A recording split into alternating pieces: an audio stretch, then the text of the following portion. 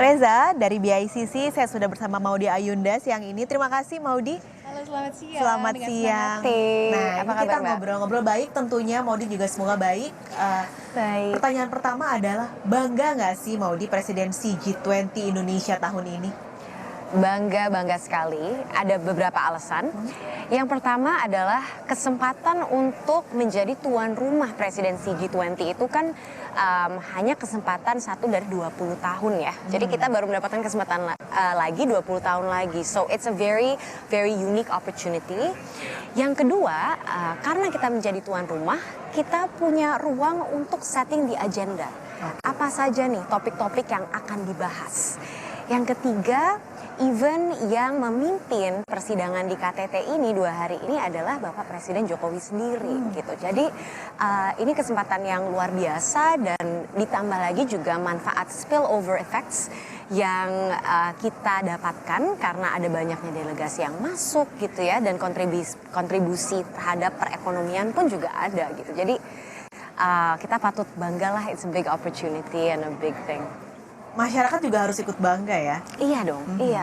Apalagi kemarin kalau kita intip atau mundur sejenak, kemarin Maudy sempat datang ke GWK juga.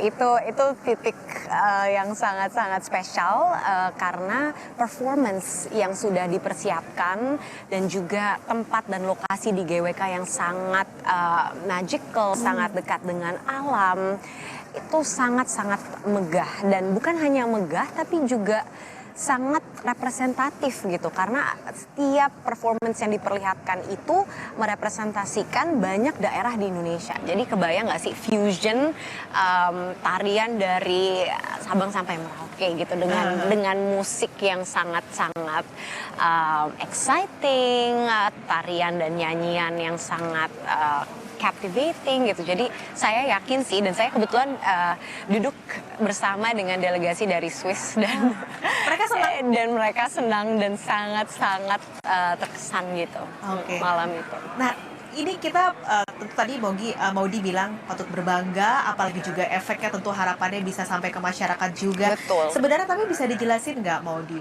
peran lalu juga nanti dampak G20 ini untuk Indonesia nih secara khusus apa sih?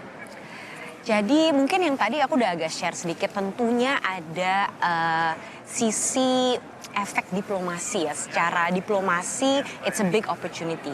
Tapi di luar itu ada juga spillover effects nih yang mungkin nggak terlalu sering dibahas.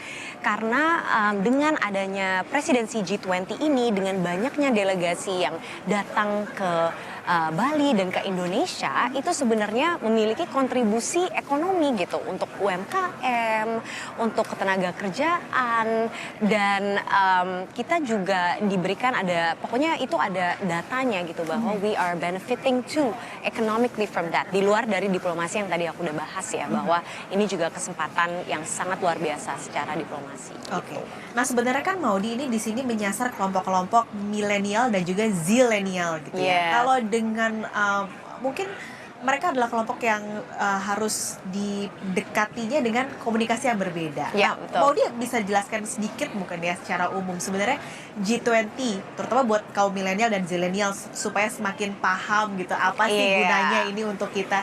Apa Maudy?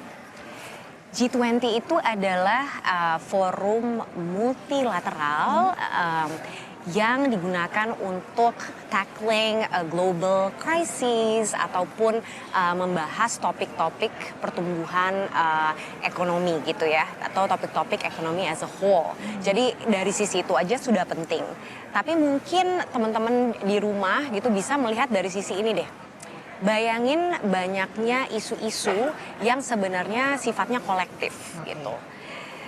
Misalnya pandemi, misalnya krisis iklim itu. 2 topik itu adalah contoh bahwa kita itu sebagai dunia nggak bisa sendiri-sendiri gitu mencari solusi dari masalah-masalah ini. Dibutuhkan gotong royong, dibutuhkan kolaborasi, sharing of best practices. Dan itu yang aku lihat sendiri terjadi di beberapa meeting-meeting ini gitu. Bahwa best practices itu shared dan sebagainya. Jadi penting sekali. Dan di luar itu lahir juga inisiatif-inisiatif dan guidance untuk policy making ke depannya gitu.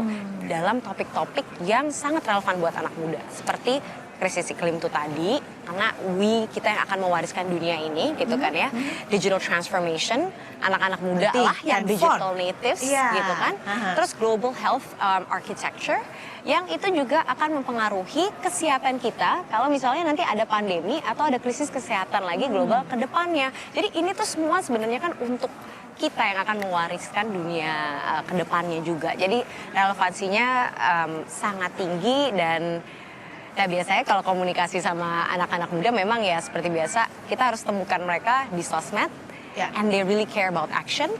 Jadi selalu angle-nya itu apa nih hasilnya, apa yang sudah berhasil dieksekusi, gitu sih. Jadi pasti Maudy sudah melihat nih antusiasme mereka ini seperti apa sih. Kita akan ngobrol abis jeda Maudy, jadi saudara jangan kemana-mana, Sapa Indonesia Siang akan segera kembali. Dari BICC Nusa Dua Bali, saya masih bersama tim juru bicara G20 Maudy Ayunda. Maudy tadi udah ngobrol cukup banyak, tapi kita bicara soal anak mudanya nih. Maudy kan banyak juga mensosialisasikan G20 lewat medsosnya. Nah, sebenarnya antusiasme anak muda di G20 ini tuh kayak apa sih Maudy? Mungkin kita ngebahas anak muda dulu ya. Antusiasme mereka itu sebenarnya besar sekali even di luar G20. Even kita ada data yang menunjukkan bahwa 80% anak muda di Indonesia itu peduli dengan isu-isu seperti krisis iklim misalnya. Gitu. Jadi antusiasme itu sudah ada. Nah di presidensi G20 ini penyalurannya itu ada di beberapa acara gitu ya. Khususnya di engagement group Y20, Youth 20 yang memang memfokuskan ke isu-isu anak muda. Disitulah anak-anak muda memilih sendiri agenda apa saja yang harus diangkat. Isn't that powerful? Jadi yang diangkat ketenaga kerjaan, krisis iklim, digital transformation, diversity and inclusivity. Itu empat focus areas-nya gitu. Jadi ruangnya sudah ada dan yang lebih keren lagi lensa yang diangkat di dalam semua pembahasan di dalam Y20 itu selalu menggunakan lensa keadilan dan juga inclusivity and diversity gitu. Jadi kelompok-kelompok rentan dan interest dari grassroots gitu atau dari masyarakat dari berbagai daerah itu benar-benar dikejar untuk bisa disuarakan juga akhirnya di meeting-meeting utamanya. Itu yang saya diskusikan juga dengan para chair Y20 gitu ya. Jadi keren sekali involvement anak-anak muda di sini gitu. Itu juga sesuai dengan target inklusivitas G20 berarti kan ya, masuk ke dalam anak muda. Berarti kalau topik-topik tadi yang milih anak muda sendiri, bisa dibilang ini relate banget sebenarnya sama anak muda topik-topik G20. Relate banget. Yang Y20 itu kan memang berfokus pada kepentingan anak muda. Tapi kalau kita ngelihat yang general pun 3 isu prioritas itu ya kan, energi terbarukan, transition energy, health, and then also digital transformation, itu 3 topik yang mau nggak mau akan sangat relevan untuk anak-anak muda karena kalau kita ngelihat jangka waktunya itu jangka waktu yang sangat panjang, it's forward looking. Kita berbicara tentang kebijakan-kebijakan atau ide-ide yang akan memprotek bumi dan dunia kita ke depannya yang akan diwariskan ke anak-anak muda. Jadi tidak heran sih kalau misalnya anak-anak muda cukup antusias karena topik-topik yang diangkat tuh dekat gitu dengan mereka sehari-hari. Tapi ini kita sudah selesai. Sore nanti Presiden akan memberikan press conference yang berarti diakhiri presidensi G20 di Indonesia. Kita akan serahkan ke India. Tapi what's next, Maudy? Ini kan sudah selesai, tentu harapannya nggak selesai sampai sini aja. Ada nggak sih ke depannya kira-kira nih untuk anak muda dan juga isu-isu yang tadi sudah mau diceritain? Ya, mudah-mudahan presidensi G20 ini bisa menumbuhkan lebih kuat lagi semangat semangat dan motivasi untuk benar-benar memecahkan masalah-masalah global ini bersama. Itu sih yang aku dapatkan juga sebagai tim jubir karena melihat kolaborasi dan gotong royong yang terjadi di pengalaman ini. Dan yang kedua memang mungkin harus ada sambutan juga ke depannya untuk anak-anak muda karena policies atau inisiatif yang kita hasilkan di presidensi G20 ini perlu ada yang melanjutkan, perlu ada yang di follow up untuk akhirnya bisa tereksekusi dan terjadi dan juga berkelanjutan itu tadi gitu. Jadi alangkah baiknya kalau anak-anak muda tetap menjaga semangat itu, karena semangat itu harus tetap kita jaga nih, supaya kerja keras dan juga diskusi yang kita buahkan selama presidensi ini bisa semakin berimpact lagi. Benar, dan ada kerja nyatanya begitu ya nanti ya, karena nggak Betul. sampai di sini aja. Tapi itu berarti termasuk, kalau ada isu salah satu yang dibahas juga adalah digital transformation kan. Nah kalau kita ngomongin digital kan Iya. juga erat banget sama anak muda kan, Maudi. Yes. Nah, itu gimana, Maudi?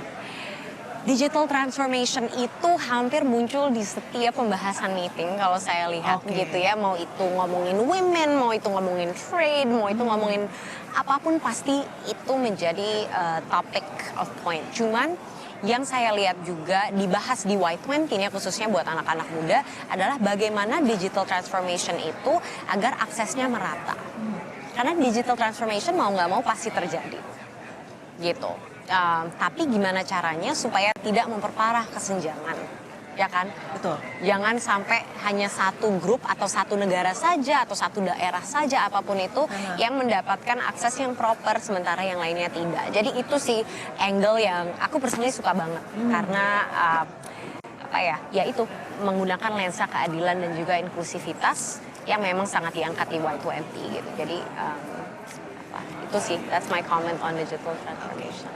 Dan semoga harapannya tadi bahwa Indonesia sudah selesai, tapi akan berlanjut lagi nanti di kepresidenan India, lalu setelahnya akan ada berikutnya. negara. Betul. Iya. Terima kasih Maudi, Terima kasih sudah Mbak, berbagi cerita. waktunya. Berarti presidensi selesai, juru bicara juga sudah. Terima Terima kasih untuk kerjanya juga selama 1 tahun terakhir ini. Thank you Maudi, sehat selalu. Terima kasih.